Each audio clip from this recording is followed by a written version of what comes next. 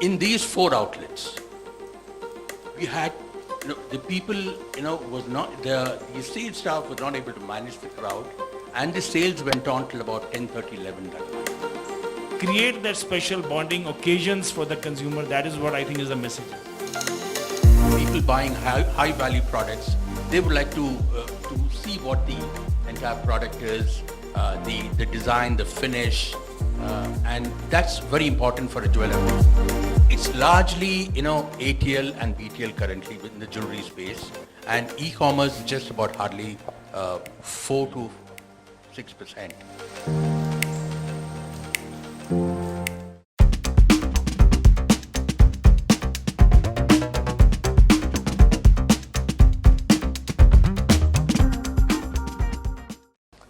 So I'd like to start with Mr. Shivram. On behalf of the World Gold Council, his brainchild was Akshaya Tritiya, which today is a huge event across the country. Could you tell us about how that came about? Okay. First, I should tell you what the World Gold Council is all about. The World Gold Council has been floated by a group of gold mining companies, people who produce gold. The Barrick, the Newmont in Canada, Anglo Gold Ashanti in South Africa, they're all members of the World Gold Council. And for every troy ounce of gold that they mine, they contribute a certain sum to the World Gold Council. And we do promotions across the world. In fact, World Gold Council does promotions across the world. They act as an agent of change, focus being advocacy, and we would like to possibly also educate the jewelry trade as to how they could do businesses better. So in one of my field visits in Chennai, I noticed an unusual gathering in the store of G.R. Thangamaligai, one of the premium jewelers in the south.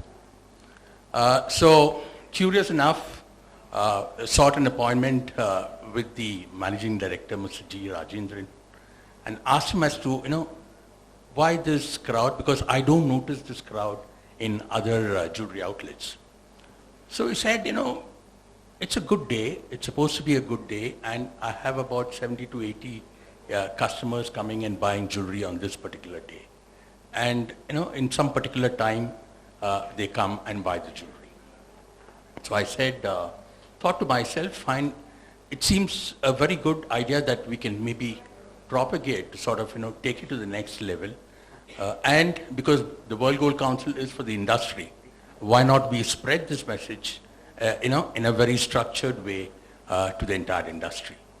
So we got research doing on this, called a few people to sort of find out what this day means to them, and we found out that this day is called Akshaya Tritiya.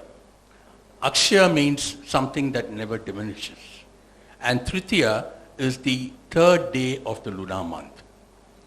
Now, of course, mythology has it that the Pandavas, when they finished their lunch, Draupadi, the wife, was quite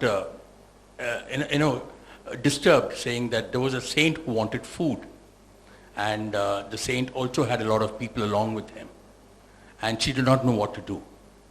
So she prayed. I believe that's how the story goes, the legend goes, that she prayed to Lord Krishna, and Lord Krishna appeared, and he also felt hungry, and in that pot there was 1 grain of rice. He ate that and started eating, and the rice just started to multiply. It just came on and on. So that's how the saying goes, that everything that you do on that particular day, is supposed to be prosperous, and it is sacred, that whatever you do, a lot of marriages are conducted on that particular day. The famous Bachchan, Aishwarya and Abhishek got their marriage on that particular day, Akshaya Tritiya day. So role of the World Gold Council was to sort of, get it to the entire industry.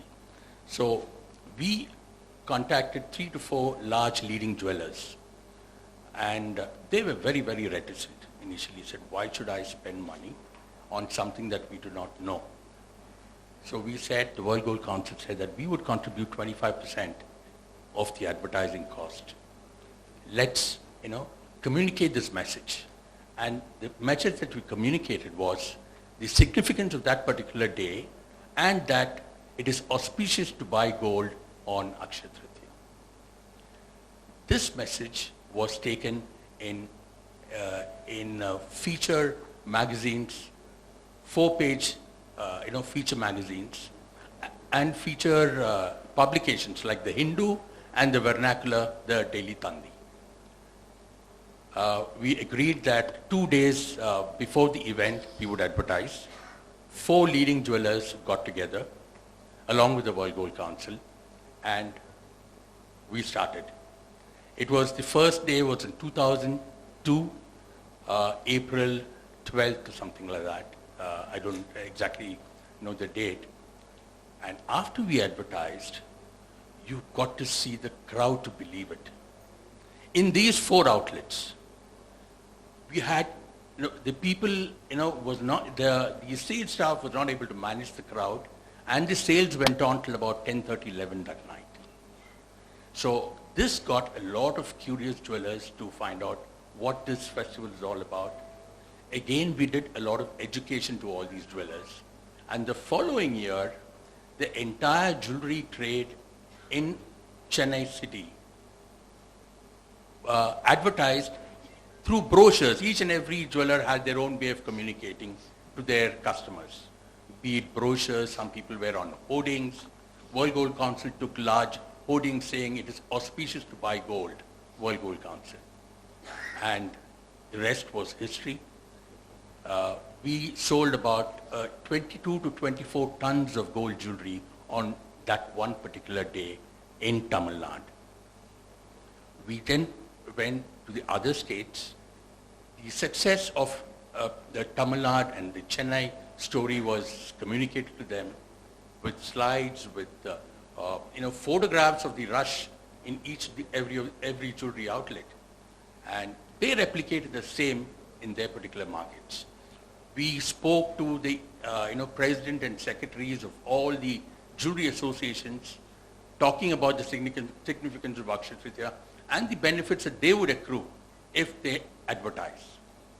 And this went on for the entire districts as well. And the next step was going to the Middle East, where we have a lot of Indians. And we first contacted the Joy Lucas marketing team. Again, they said that it will not work in the Middle East. I mean, maybe Tamil Nadu and South India is something very different. The Middle East is something very different. But trust you me, convinced Mr. Joy Lucas to take out a full-page advertisement in College Times. And at 3:30 in the afternoon, I get a call from Mr. Joy Lucas saying that he has never seen a crowd like this at his outlet.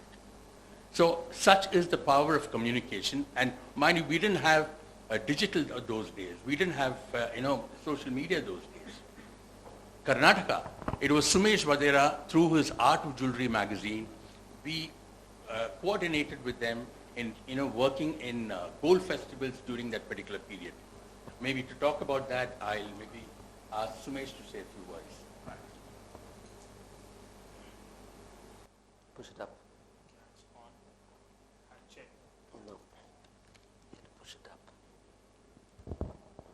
Hi, good afternoon, everyone. Just to introduce myself, we are a B2B media company specialized in the field of gems and jewelry.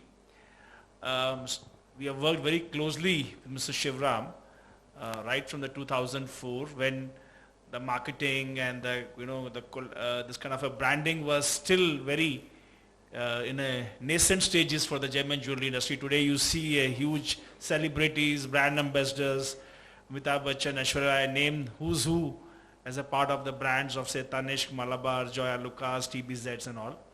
Coming back to the Akshaya Tritiya, there is a phenomenal story. You see, as a marketers, you should know that if we create an emotional bonding with a consumer and give him a kind of a platform, give him a occasion, I think that works wonders. In fact, Shivramji, you must be remembering when the real estate sector copied the idea of the Akshaya Tritiya from jewelry, and they start giving that we give you free gold coins on Akshaya Tritiya, book a flat or book a plot. So that was the impact of the Akshaya Tritiya.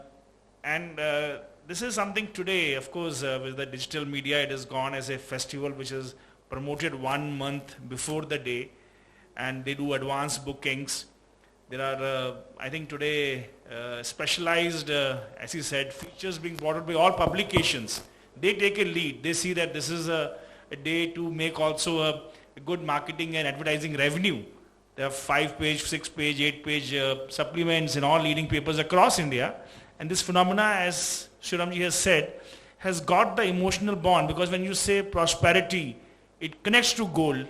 And that has, I think, from starting from Chennai with the lead from World Gold Council under Shivramji's initiative, today is across.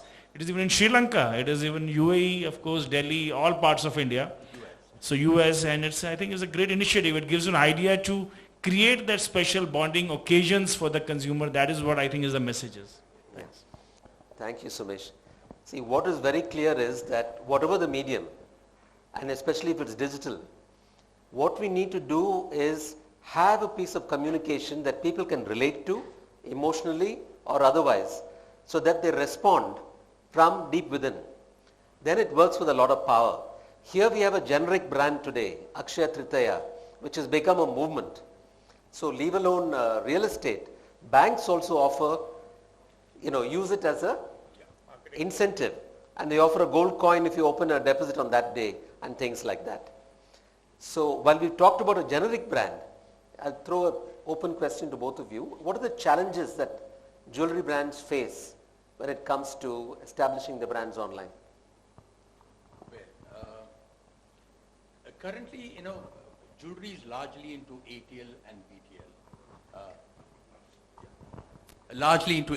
and BTL. And not many jewelers have forayed into the digital space. And I foresee, a huge potential, in the jewelry space especially. Well, we have Tanishq, we have Malabar Gold, who have launched into the digital space.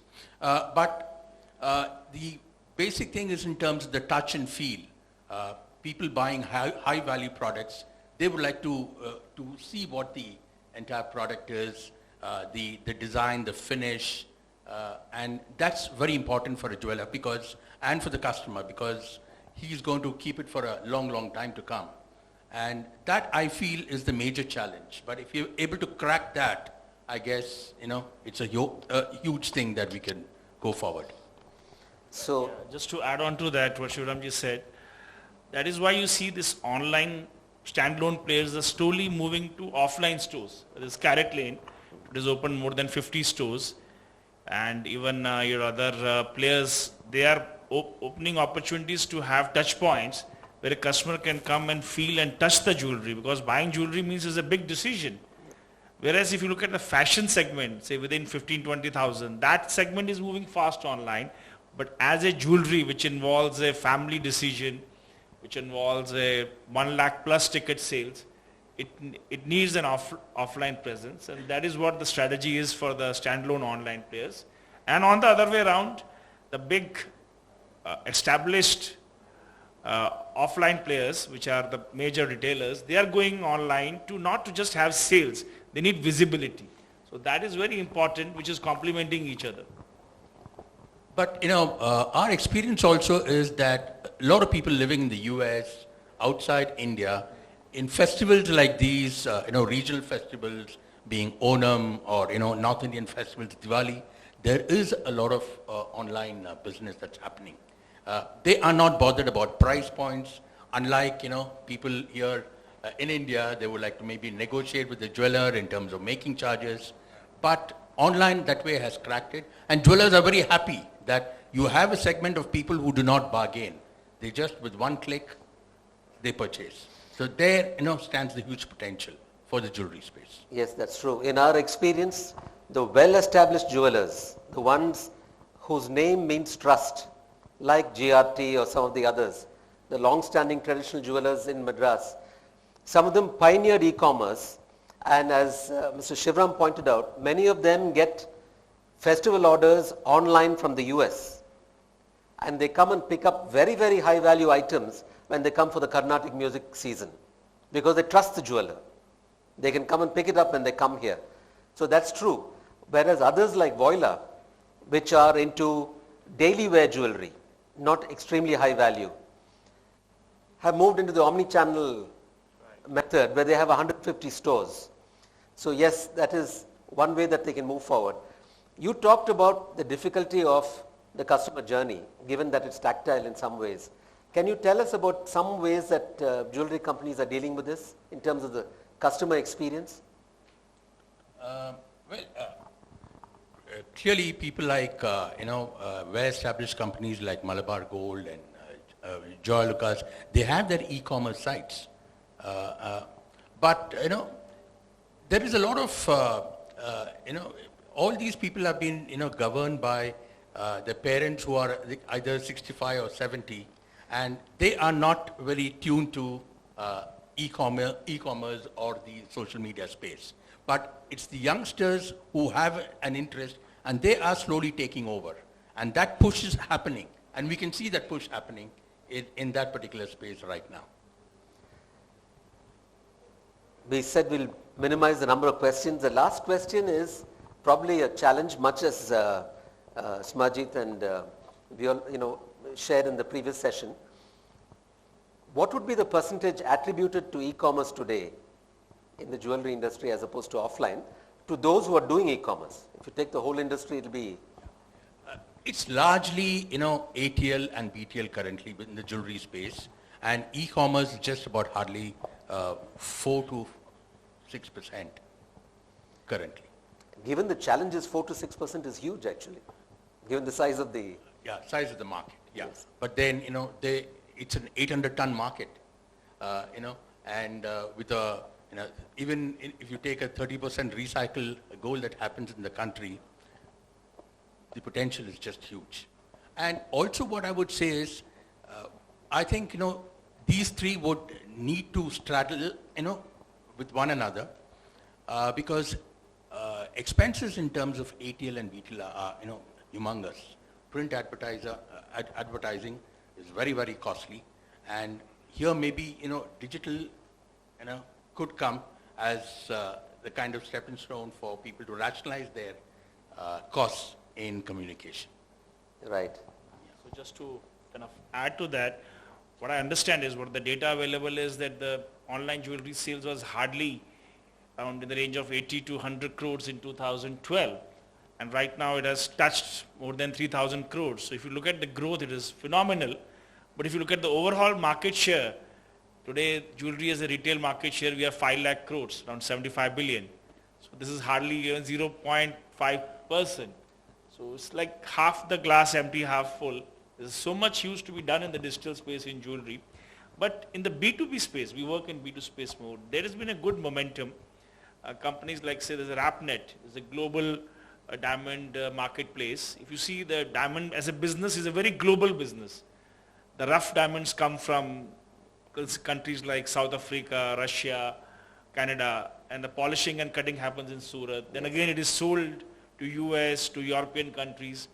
So this Rapnet platform gives an equal opportunity to all the players who become a member. It's a membership based.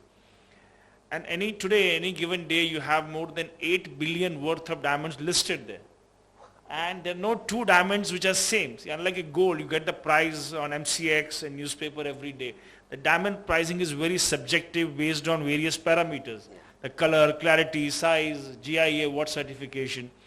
So it is that site is very beautiful site. I wish I could have shown you. The marketplace is like just like a make my trip. You want to travel from say Bangalore to Bombay and you want to see which airlines, what are the fares. So it gives you all the parameters and combinations of the suppliers listed over there. So which has brought in a huge transparency in the business. And mind you, the B2B is a very big segment in the jewelry industry. Because typically when you go to a jewelry store, say you go to a Malabar or Tanishq, what you see the inventory, the gold and jewelry hardly 10% is in-house manufactured, 90% is all sourced. So their sourcing work is huge because what Kerala makes is something lightweight and what Coimbatore makes is something which is handmade, and there's a Calcutta jewelry, then you have Jadao. There's so much of product mix. So in a B2B space, there is a momentum in digital space. In B2C, it is a bit slow. That's my personal take. Okay. So there you have it, ladies and gentlemen. Who would have thought these kind of numbers would be possible on e-commerce in jewelry? 3,000 crores. No doubt the overall industry is 5 lakh crores, but 3,000 crores is not a small number. And this platform for B2B, what would be the value of transactions? Say the listing of the product is 9 billion. There is no Listing is 9 billion. Sales happen offline. They don't have e-commerce. It gives you leads, but a huge inventory available for you to select. Otherwise, for a retailer to go and source this out from a supplier to supplier, it's a huge challenge. So it's a wonderful solution. It is growing. The membership have around, I think, 20,000 memberships globally. And that company is doing very well. We work with them very closely. Thank you. Are there any questions? We have time for 1 or 2 questions. There's one over there. Hi guys. So my question is directly to both of you. Currently, compared to 2010 to till date, we have seen a 25% dip in the gold market, right? But now that's a more purchasing behavior that is coming towards, because the millennials are moving towards a fashion base rather going as a gold as an investment base. So this dip is actually affecting the offline retailers. I'm sure about the e-commerce, but the e-commerce is working only on the discounting. That's my perception. But apart from that, if the dip is happening at the 23%, which is not equal to any other industry, what is your take for the millennials, the upcoming generation who would not take it as an investment, but they want to survive the current lifestyle that they're living in? Possibly questionable, because there is a large unofficial market also happening in the country today. So 23% dip may not show it may not be so transparent. The huge amount of unofficial market that operates.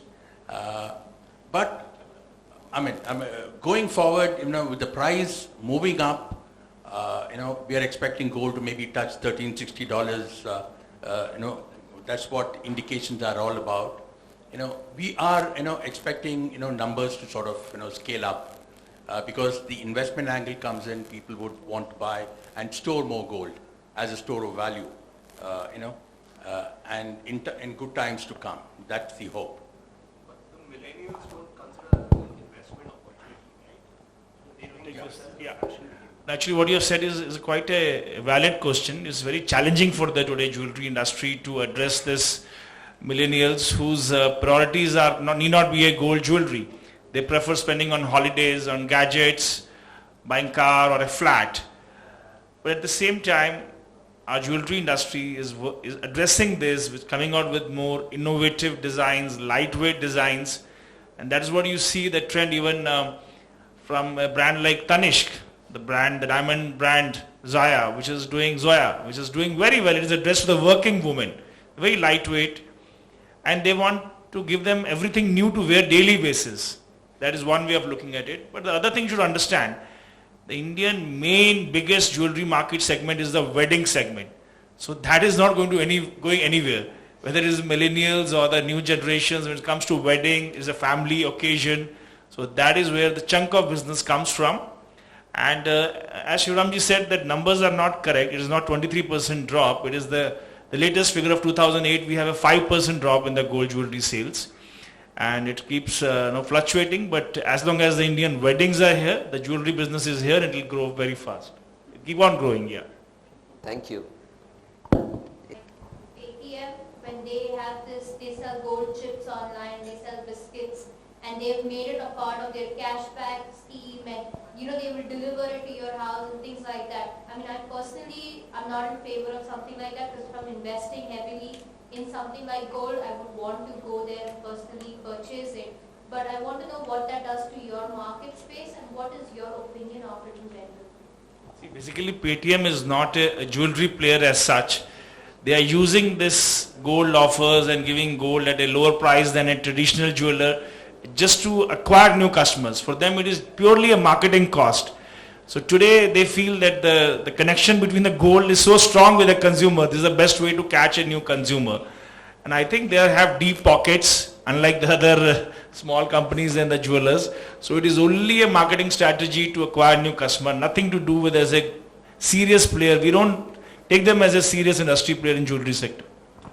You see, the percentage margin that the jewelers make on gold biscuits and gold coins are wafer thin. Maybe, on a 10-gram coin, they get about 50 or 40 rupees. That's about all. But, what Paytm does is for them to have new customers coming in, I think this is a bait. And even for occasions like Akshaya Tritiya, Diwali and all that, jewelers would want to sell jewelry and not coins. But this is a good take for the customers. They keep on accumulating it and then convert it into jewelry at some opportune time.